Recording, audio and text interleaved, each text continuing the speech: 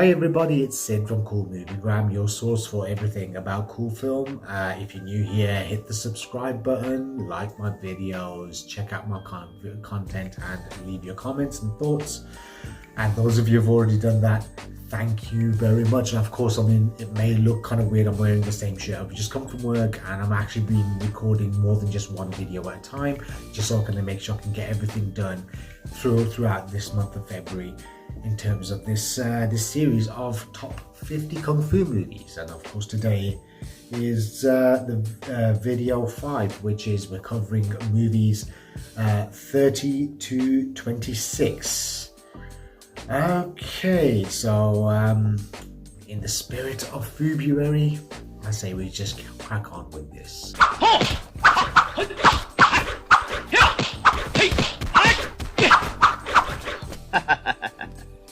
你们少林的刀法也只配鲨鱼。 Number 30 is Clan of the White Lotus, also known as Fist of the White Lotus, a 1980 film directed by Lo Li, starring Gordon Liu, Lo Li, Kara Hui, and Wang Longwei. After the killing of his brother Pai Mei by Man Ting-hung, priest White Lotus attacks him and kills his brother and fiancé. And Man Ting-hung escapes with his brother's widow and trains in different styles in order to take on the White Lotus. This film is a loose kind of sequel to Executions from Shaolin, of course, which was directed by Lo Ka-leung. But of course, in this movie, this one was directed by Lo Li, but the fight choreography was done by Lo Ka-leung and Lo Ka-wing. And of course, this time around, Gordon Liu is playing like the main character. And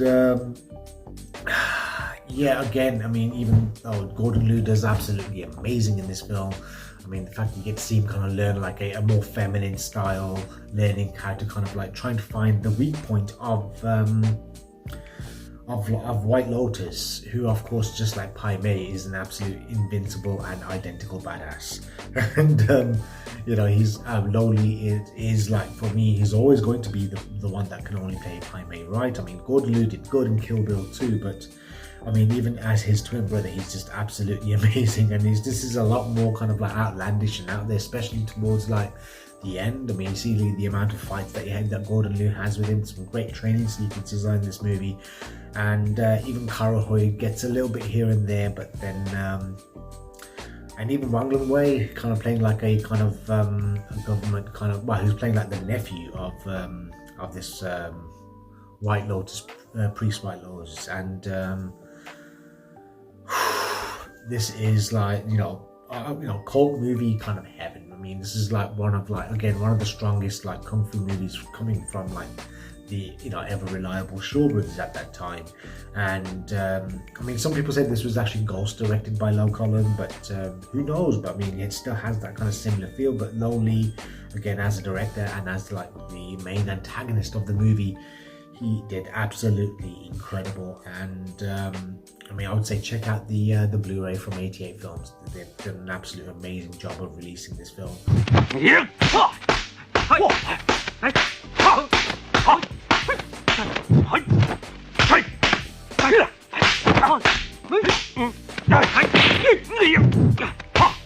29 is Knockabout, a 1979 movie directed by Sammo Hung. It stars Yuen Bu, Lung Kai-yan, Sammo Hung, and Lo Ka-wing.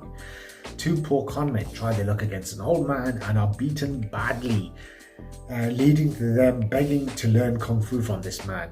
When they discover that their master is actually a wanted criminal and a ruthless killer, they refuse to follow him.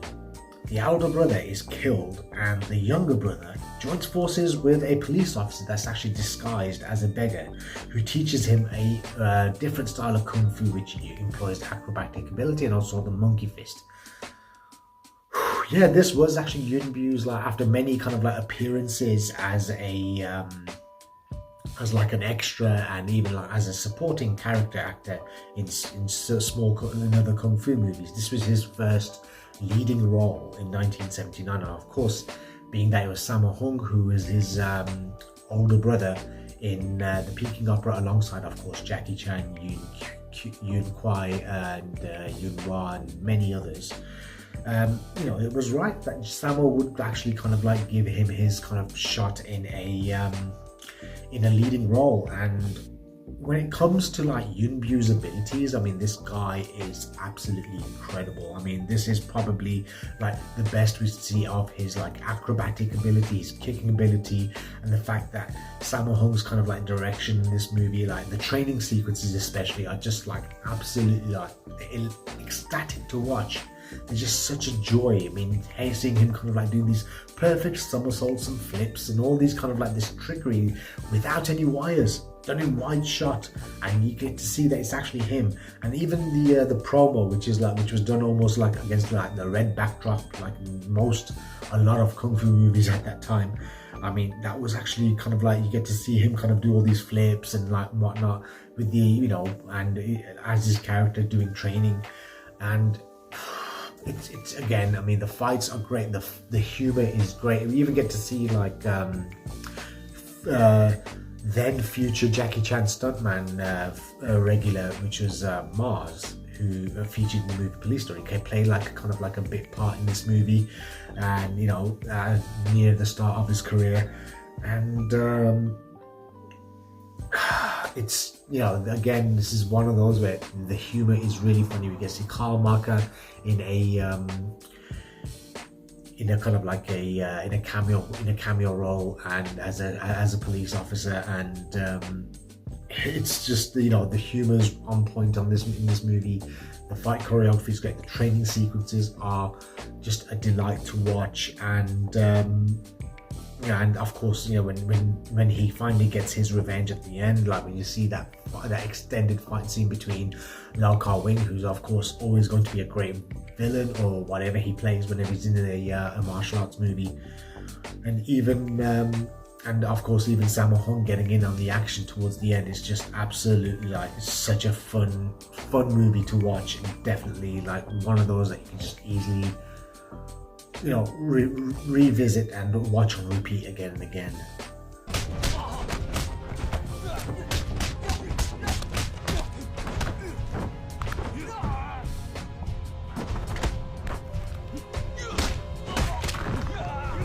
#28 is Ip Man, a 2008 movie directed by Wilson Yip, starring Donnie Yen, Simon Yam, Xing Yu, and Lam Ka-tung. Wing Chun Kung Fu expert Ip Man enjoys a peaceful life with his family in Foshan, spending his days just challenging Kung Fu masters and keeping a low profile and just socializing.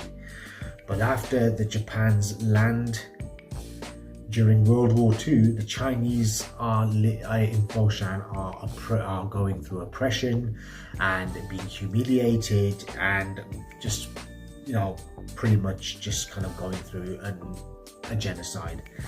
Ip Man has to use his fists and courage to protect his people and lift their morale. Yeah, this was a movie that was pretty much in kind of like they had the ideas back in like the mid-late 90s, when Jeffrey Lau had actually had kind of proposed an idea of a movie about the life of Ip Man, where Donnie Yen was to actually play the master, and Stephen Chow was to play his student, of course his most famous student, Bruce Lee. And this is kind of like a loosely kind of like true kind of, this is very much goes into the whole Once Upon a Time in China kind of territory, where it's kind of like very kind of like not very accurate, but kind of like following a kind of a linear storyline, but there's a lot of kind of like truths are just kind of like tweaked and altered. But Donnie Yen, again, he gives like probably one of his best like acting performances. He gives he's cast perfectly as the master Ip Man. He had actually lost a lot of weight because his previous movie one of his previous movies, if you'd see like Flashpoint and even Empress and the Warriors that he had done prior to Ip Man, He'd actually had like a bit more size. He was actually a bit more huge and muscular. Whereas for this role as the master, Ip Man, who in real life was actually quite slim and slender build, he'd actually lost a lot of weight, and he had actually trained in Wing Chun under the tutelage of Ip Man's son, Ip Chun, who, along with many others, a few others, were actually Wing Chun advisors on the movie. And the fight choreography, of course, was done by Sammo Hung, who was actually the first and second films.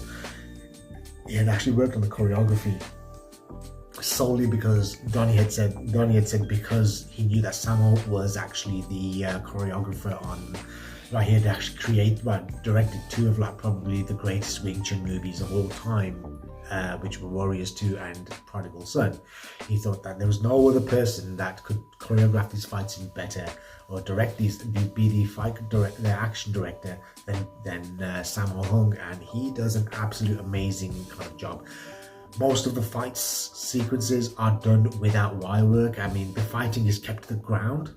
I mean, some of the falls and whatnot, and you can tell there's some wire work involved, but and some of the stunt work. But of course, being that it's actually like a post-Crouching Tiger, Hidden Dragon movie, I mean, you've got the wires kind of just digitally removed out of the actual out of the film, so you don't even get to see it like you used to in a lot of these 90s wire-free movies.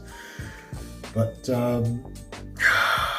yeah, and you know, this again, there are some great set pieces. His fight with Fan Xiu Wang was really kind of humorous and great. The fact that each fight has like starts off with a fight which has like a very light feel when he fights like a new master that arrives in the area where he lives, which is known as the Dojo Street, where he's got all these different kung fu schools have set up. And you know, this, as they come in, whenever a kung fu master joins, he has to actually pretty much challenge each of the masters. And of course, Ip Man, who's the only one with the Wing Chun school, does not have a school in Foshan. Yeah, and you see how like Fan Xiu Wang's character is actually kind of a northerner who's with really great kung fu skill, decides to kind of come and challenge everyone with him. But each fight goes, and even the first fight when this new master who joins has with Donnie Yen, it just kind of like it has this very light feel as each fight goes on. But then towards like the second act or so, where the Japanese kind of have taken over, when you see kind of Ip Man kind of take on like these 10 Japanese black belts in karate at once, I mean, the fights just get more intense and more serious. And you know, and it's just like you know, it's absolutely like, you know, one of my like definitely one of like the best like martial arts movies of like the late 2000s, even in the 2000s, I would say without doubt. This is just like, you know, pretty much it carries and embodies the soul of martial arts, as well as like just have absolutely great choreography, great storytelling in this movie. I mean, the sequels are pretty good, but I would still say, for me, I think Ip Man, the first one, was just an absolute, like, just a banger of a movie.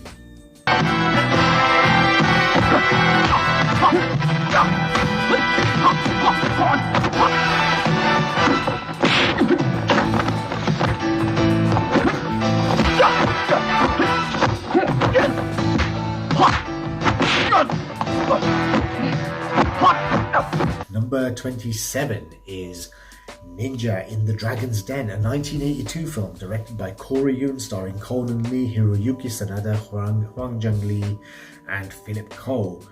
Now, a ninja seeks revenge against the people who are responsible for his father's death. He flees to China in order to actually kill a old kind of like former samurai who has settled down, who he feels is responsible for his father's death.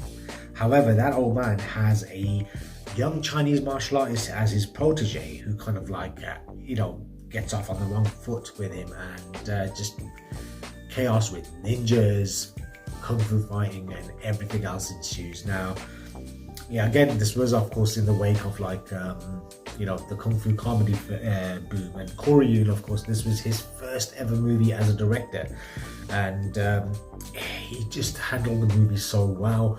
I mean, it moves at such a frenetic pace. The fight sequences are great. The opening sequence, especially when you get like that music, you know, the ninja, the song, it's just kind of like which was surprisingly in English.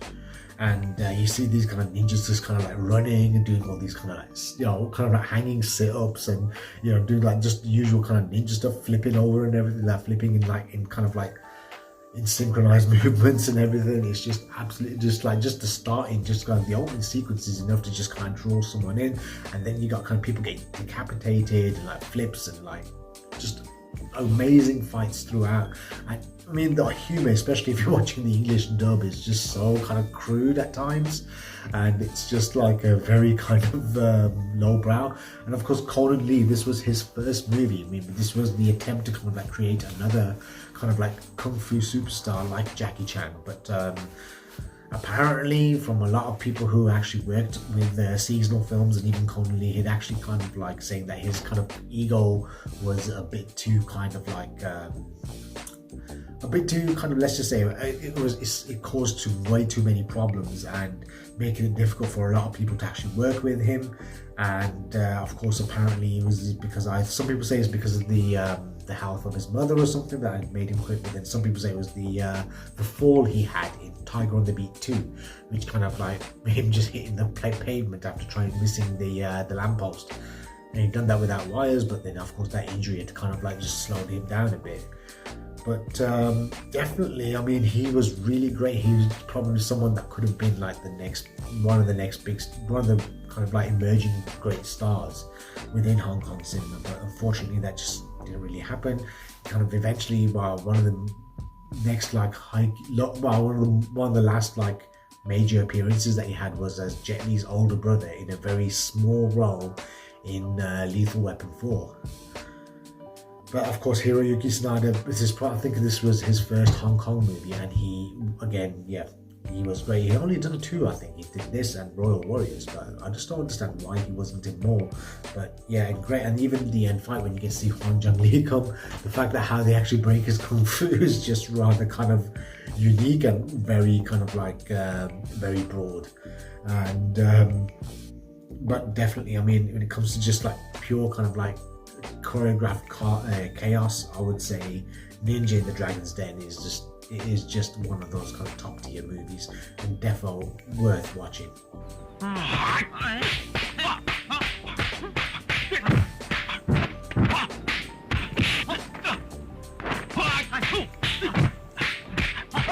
And lastly, number 26 is The Fearless Hyena, a 1979 film directed by Jackie Chan, starring Jackie Chan, Yin Shi Quan, James Tien, and Chen Wai Lo. Having learnt kung fu from his grandfather, Xing Lung gets into fights and trouble. Eventually, he takes challenges on behalf of a phony martial arts school, but however, a ruthless government general is hunting his grandfather, when Lung's grandfather is killed, Xing Lung is taken in by a rebel master who's posing as a beggar who teaches him their clan's secret kung fu. Yeah, I mean, this was done after like his 2-picture kind of like deal with seasonal films, when he came back to Wei, and Lo Wei kind of said, okay, fine, you can make the movie however you want to make it. I'll even let you direct it. And because Jackie had actually worked pretty much closely and had a lot of creative involvement in his previous movies that made him a star, that kind of earned him the right to kind of like come up with this movie and direct it, do the fight choreography and whatnot, and eventually make like a very kind of like silly kind of martial arts comedy. But it's one of those where the movie itself has a very light tone, especially in the first half of the movie. It's really funny, it's really kind of like out there, but when it comes to the martial arts fight sequences, it's actually really kind of brutal. I mean, especially considering, like, in comparison to any of the other films that Jackie Chan had directed, Fearless Hyena actually has a hell of a lot more, it's a lot more gorier, a lot more bloody, especially like from like the first fight sequence where you see like some of these anti-government rebels who actually are getting hunted by the main bad guy. And you see him kind of like, just the throat attacks and like, fingers just kind of like jabbing into persons like chest and back and whatnot, and like piercing them, and like the blood coming out of their mouth, and just seems a lot more gruesome, being that it was a Jackie Chan movie from the 70s. it is like just, you know, I mean, a big kind of a section of the movie is full of like great kind of just a prolonged training sequence, where one of the scenes was also a huge inspiration, which was also kind of reused by Kung Fu Panda, especially, you know, the scene where Po the panda is actually trying to eat food, but his master Shifu is just kind of like just eating the food before he could, and trying to just using like chopsticks and the bench and everything, and like that was pretty much all incorporated in that. Of course, if you did ever watch the English dub, it's so bad, but it's so good. But for some reason, it just makes the campiness and the kind of the horror, the hammer horror kind of voices. It's just kind of, you know, it's really just funny. It's like they got these really strange British accents, like your master's master, or you bastard at the start. It is just hilarious. The dubbing is just great. I mean, even though, I mean, this film being that it's a comedy, and like you get to see, of course, Jackie Chan doing his own grandpa when he dies, but when his grandfather is killed. But, you know, there is also a scene where you kind of get to see glimpses of how he is actually a great emotional actor. I mean, especially where the scene where he's just too angry to speak and he's just attacking the bad guy, and you just see the sadness of him. And like, you know, there are certain moments in this film where that kind of tug at the heartstrings for some reason. Like, especially where the scene where when he kind of like, before that whole kind of going mute scene, where he actually sees like an old man selling toys, like these kind of like figurine things, and he kind of just sees his grandfather, and you kind of see how, like, you know, he just reminds it of him, and he just kind of gets all teary, and it does get kind of like, you know, it does get the emotions going, and it's just such a great movie, like, in that sense. But, you know, this was pretty much just like a template. If anything, it was kind of showing that the potential that this man has as a director, as a star, as a fight choreographer, and, you know, even as like a trendsetter when it comes to action films. I mean, yeah, and that was pretty much proof that, yeah, Jackie Chan was just more than just a one-trick pony. Right, well, yeah, that was my picks, 30 to 26. Leave your comments, let me know what you think of these movies, and I hope you are enjoying this series. And I'm trying to enjoy as much as I can trying to film these, but yeah, I will be doing these predominantly after work, just to make sure that everything is ready and the series is finished within the month of February, of course, FU-BRUARY. Anyways, this was Sid, I'm signing out, and I'll see you on the next one.